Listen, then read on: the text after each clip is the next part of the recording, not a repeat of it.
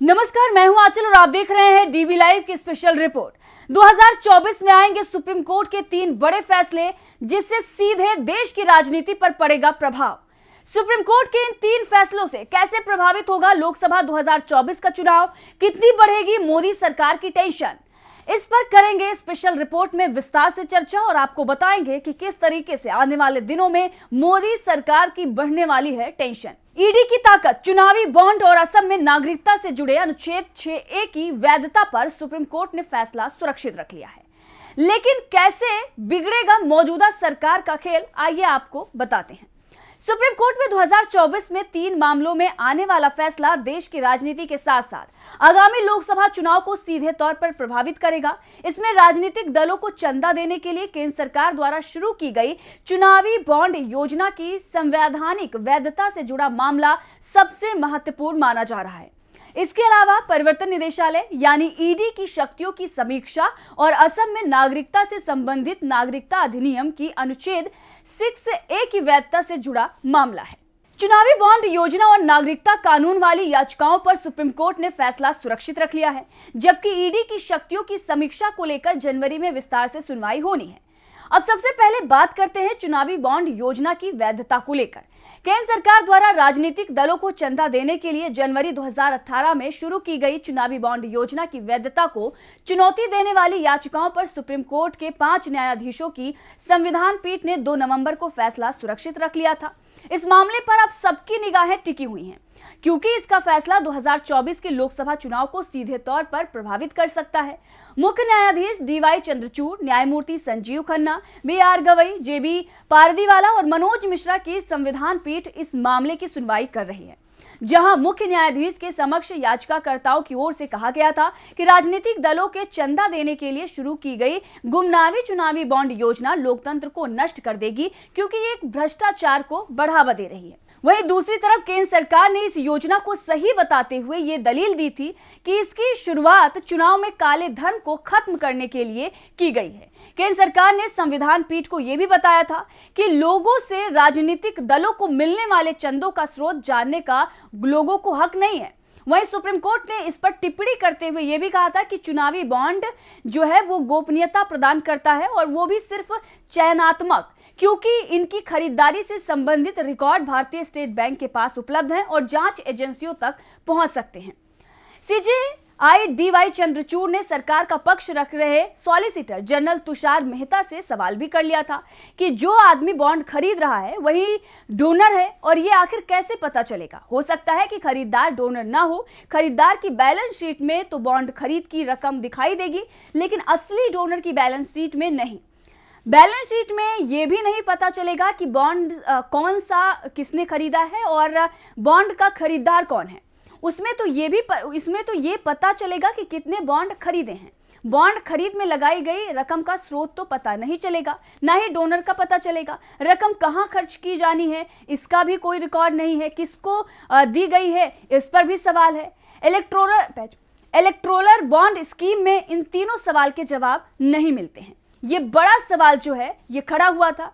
अब अदालत में सरकार का पक्ष रख रहे सॉलिसिटर जनरल तुषार मेहता ने CJI के सवालों के जवाब में ये कहा था कि 100 में से 5 इसका दुरुपयोग कर सकते हैं, इससे इनकार नहीं किया जा सकता है, लेकिन हमें कहीं और किसी पर तो भरोसा करना ही होगा।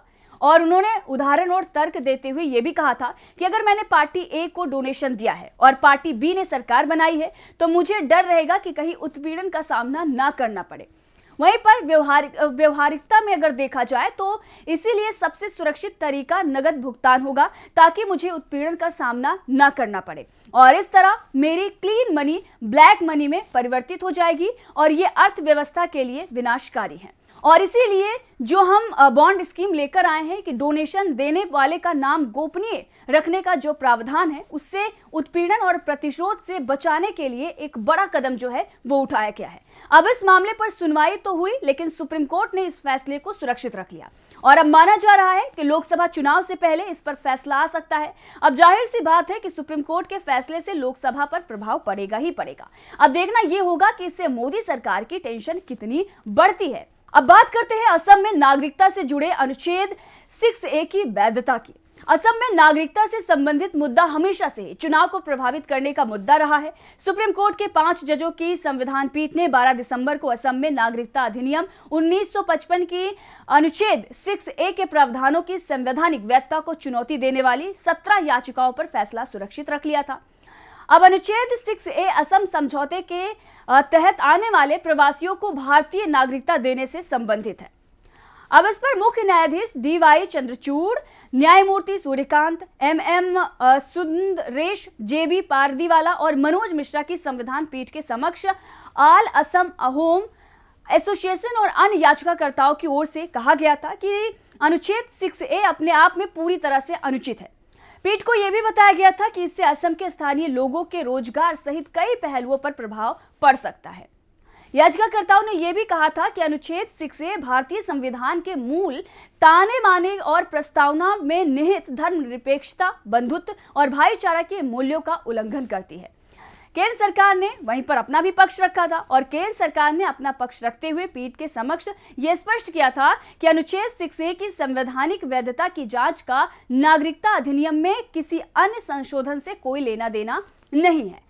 इस फैसले को तो वैसे तो सुरक्षित रख लिया गया था, लेकिन सुनवाई के दौरान जिस तरह से कोर्ट ने सरकार पर टिप्पणियां की थी और जिस तरीके से इस पर दलीलें दी गई थी, उससे सरकार की परेशानियां पहले ही बढ़ी हुई हैं। अब ऐसे में अगर फैसला सरकार के खिलाफ आया तो चुनाव में भारी नुकसान सरकार को हो सकता है, बताया ये जा रहा है।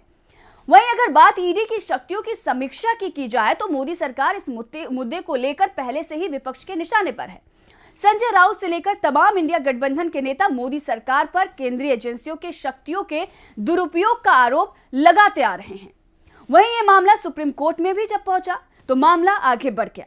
सुप्रीम कोर्ट के 3 जजों की विशेष पीठ ईडी की अथाह शक्तियों की समीक्षा कर रही है। इस मामले में जनवरी 2024 में विस्तृत सुनवाई शुरू होगी। इस मामले में आने वाला नतीजा देश की राजनीति को काफी प्रभावित करेगा, क्योंकि जैसा कि हमने आपको बताया कि अभी यह आरोप लगाया जा रहा है कि ईडी का इस्तेमाल विपक्षी पार्टियों को दबाने के लिए किया जा रहा है। अब सुप्रीम कोर्ट उन याचिकाओं पर विचार कर रही है जिसमें धन शोधन निवारण अधिनियम के तहत गिरफ्तारी, धन शोधन में शामिल संपत्ति की कुर्की, तलाशी और जब्ती सहित ईडी की अन्य शक्तियों को चुनौती दी गई है। शीर्ष अदालत ने 24 नवंबर को इस मामले की सुनवाई 8 सप्ताह के लिए स्थगित हुई थी और जनवरी 2024 में सुनवाई के लिए सूचीबद्ध करने का निर्देश दिया गया था।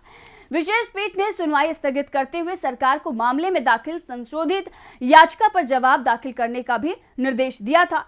अब ईडी की शक्तियों के दुरुपयोग को लेकर जिस तरह से सवाल खड़े हो रहे हैं और सुप्रीम कोर्ट में इस पर सुनवाई हो रही है, अब अगर फैसला सरकार के खिलाफ आता है तो साफ है कि चुनाव से पहले विपक्षी नेताओं पर ईडी की कार्रवाई में कहीं ना कहीं कमी देखने को मिलेगी और इससे बीजेपी को बड़ा झटका भी लग सकता है, क्योंकि विपक्षी पार्टियां बीजेपी पर यह आरोप लगाती आ रही हैं कि चुनाव में विपक्षी पार्टियों पर दबाव बनाने के लिए मोदी सरकार ईडी, सीबीआई का इस्तेमाल करती है और चुनाव में इसका फायदा लेती है। वहीं ईडी द्वारा जब्त की जा रही संपत्तियों पर भी बीजेपी विरोधी पार्टियां एकजुट देख रही हैं और मोदी सरकार पर जमकर हमला बोल रही हैं। संजय राउत से लेकर तमाम जो नेता हैं वो किस तरीके से मोदी सरकार को घेर रहे हैं और महाराष्ट्र से लेकर तमाम राज्यों में ये दिखाई भी दे रहा है कि किस तरीके से ईडी के जरिए पार्टियों को तोड़ा जा रहा है और किस तरीके से एनडीए जो गठबंधन है उसको मजबूत किया जा रहा है और इस पर लगातार सवाल खड़ा हो रहा है। बताया जा रहा है कि चाहे वो एनसीपी हो या शिवसेना हो, जिस तरीके से महाराष्ट्र में ईडी के दम पर तोड़ा गया है, आने वाले दिनों में लोकसभा चुनाव से पहले भी ईडी की कार्रवाई जो है वो तेज हो सकती है। अब ऐसे में अगर सुप्रीम कोर्ट का ये फैसला आता है तो आप समझ सकते हैं कि अगर ईडी की शक्तियों को लेकर सुप्रीम कोर्ट इस पर किसी भी तरह से पाबंदी या किसी तरीके से बड़ा फैसला लेता है तो साफ तौर पर बीजेपी को एक बड़ा झटका लगेगा और तीनों ये जो मुद्दे हैं, चाहे वो नागरिकता का मुद्दा हो या फिर ईडी की शक्तियों का मुद्दा हो और या फिर चुनावी बॉन्ड जो योजना केंद्र सरकार लेकर आई थी उसका मामला हो, तीनों जो ये मामले हैं अहम भूमिका में चुनाव से पहले रहेंगे और कहीं ना कहीं सरकार के अगर विरोध में फैसला आता है और अगर सरकार के मन मुताबिक फैसला नहीं आता है तो बीजेपी को बड़ा झटका चुनाव से पहले लग सकता है। इस तरह की बातें चल रही हैं। तो देखा आपने किस तरीके से ये 3 बड़े फैसले हैं, अगर चुनाव से पहले आएंगे तो बीजेपी का बड़ा गेम जो है वो बिगड़ सकता है और इसीलिए सबकी निगाहें जो हैं इस पर टिकी हुई हैं। देखते रहिए डीवी लाइव, मैं आंचल।